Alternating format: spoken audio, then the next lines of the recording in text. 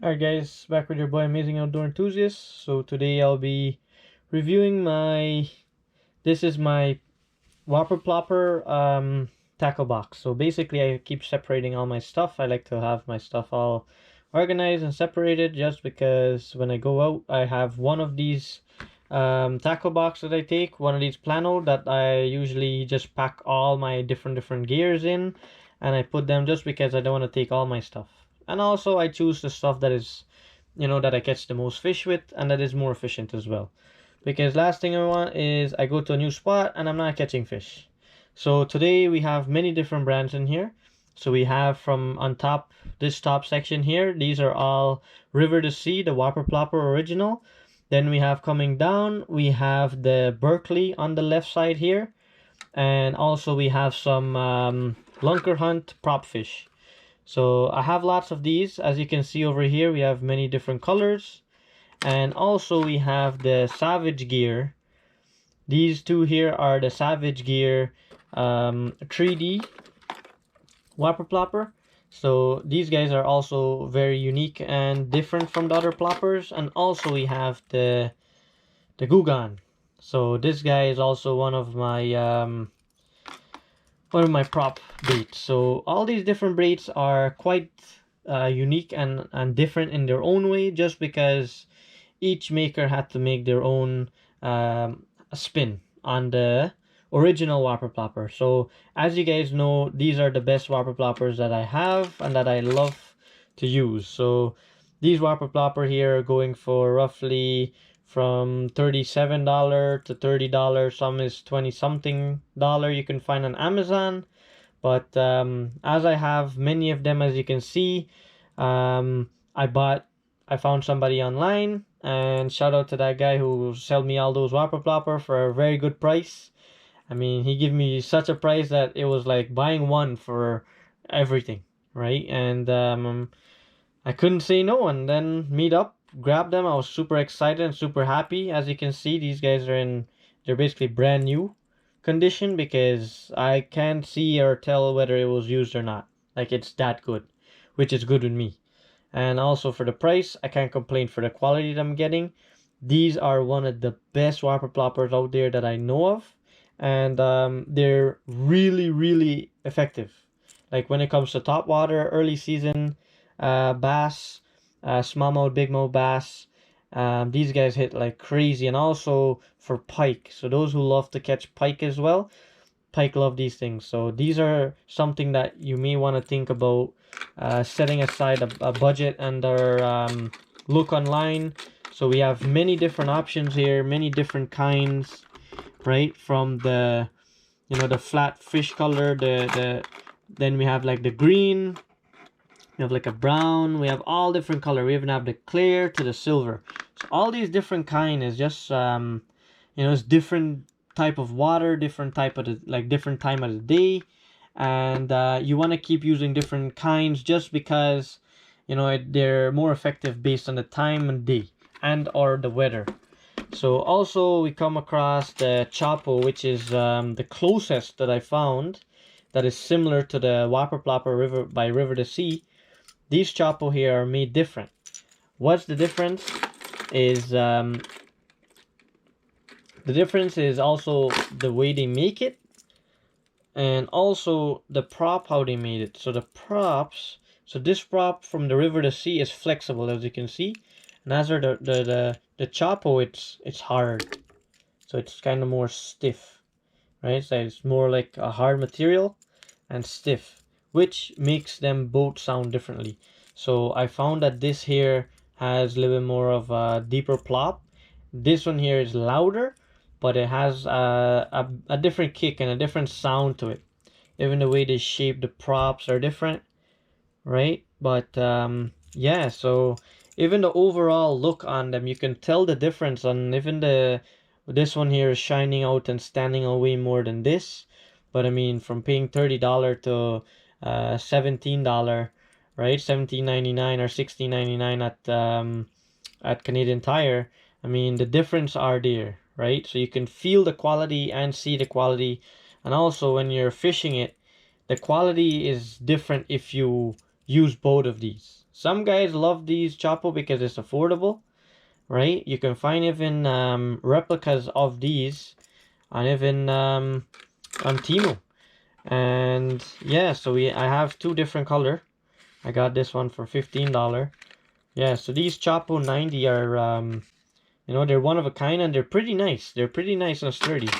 I can't lie, they actually stand up for a very long time.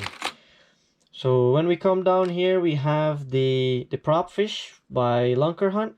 So these guys here they're kind of supposed to be weedless, right? So they're made it soft like a frog, right? That you can maybe prop along the way. But the I like the tail. The tail is kind of like a little fish tail, but it's a prop, and also it's very flexible, right? But I found that within all of these, like for the joints, for all of them, what I found was the bigger the joint, I don't know if you can see the difference there, right? So this is why I like the River to Sea Whopper Plopper instead of the Chapo, is because I don't know if you guys see that difference there. So that joint right there is how much weeds, if there's weeds in the lake, right, or river you're fishing, right? That there by itself, right, is how much weed is gonna get stuck in there, right, from that prop. So I find that some people make adjustments whatsoever, but the River to Sea is a little bit less than the Chapo, and also that kind of gives it a little bit more of a, you know, a little bit more of less quality because more weeds, right? And that's what we don't want. So what we have here for the Lunker Hunt, the prop fish, so they kind of they try to minimize it, but I do think you can adjust it with a plier, right? But then the prop is not gonna work as good. So they try to go as close as possible, as you can see there. They try to go as close as possible, and they made the prop fish, but it's still not fully. I wouldn't say it's fully what do you call it? Weedless, just because sometimes you still get weeds getting stuck in there, and you have to clean it back out. But other than that, these guys are really nice if you guys love throwing frogs. If you guys love the lily pads, or you have many places that you know, the local pond or wherever you're going fishing has too much weeds that you can't throw a regular whopper plopper, right? You may want to look into one of these. I mean, these are not so popular because majority of the fishermen who fish, they don't really fish with these. They fish with a frog instead. But let's look into the so these are the Savage gear. So the Savage gear made a completely different Whopper Plopper, right? So the whole model of it is similar to the original, but it has lots of different, like it's completely different. So as we have two of them that is same color or similar, right? You can see the ratio there. It's a little bit, you know, just a bit different, right? And as you can see, the Savage gear kind of put in a lot of work into their definition, right? Because they made this one as a 3D version. So as you can see at the fin, it has like a little nick, like a normal fish, like a fish that's, you know, about to die or it's struggling, right? Also, they have nicks at the bottom of the fins. They also have this metal piece that is attached to it, like a button on the prop. So I'm not sure what that is for. Maybe it's for the weight or some sort. But I do like the ratio on the gap, right? It's just a bit less than the original Whopper Plopper, which is quite amazing. But they don't plop as well as the original Whopper Plopper, and they don't make a good sound as the original Whopper Plopper. But they do have a nice fin at the bottom that the original Whopper Plopper doesn't have, and it's very flexible. Same as with the prop itself is flexible compared to the Chapo. There is no, you know, there's literally, the Chapo has no flex, but as this one, it has lots of flex, just like the original one. And also, as you can see here, they really taper down the edge by using those heated glove that you heat up and it sucks in. That is something that they really did good on because it hides everything. But as for the balance on this fish, I find that when it was swimming, it's sometimes swimming on sideways, Like sometimes when I fish the Whopper plopper, it's nice and straight. It's swimming nice and straight. But I find with this one, sometimes it's on a side. Like I'm casting and reeling it in and it's coming in like this. Which was not expected. But I mean, not all the time it does it. But, you know, every cast counts. So that's something to look into. Now we have the Goan. So the Goan, they completely made the prop completely different. So as you can see, the Goan, I have the white version. This one here I actually found, that's why I have it. So this guy, the prop is in the middle. And these guys actually change up the whole idea because this here is all hard. This is one type of material they use and it's all hard plastic. And the prop is very smooth. But they have two instead of one edge. Instead of having one of these grooves, they have two. So two joints right there. So I haven't used this enough to exactly tell you because I've been trying to catch fish with it, so I haven't been using it and getting snagged in weeds or anything, so I haven't seen any weeds going in there yet. But as you can see, they kind of have a taper in there, right? That the body kind of tapers off very neatly. So, and also they have a nice look on the fish mouth in front, which kind of really gives it a nice kick and a nice thing. Also, they have this what you call it, the fin as a Rapala subwalk.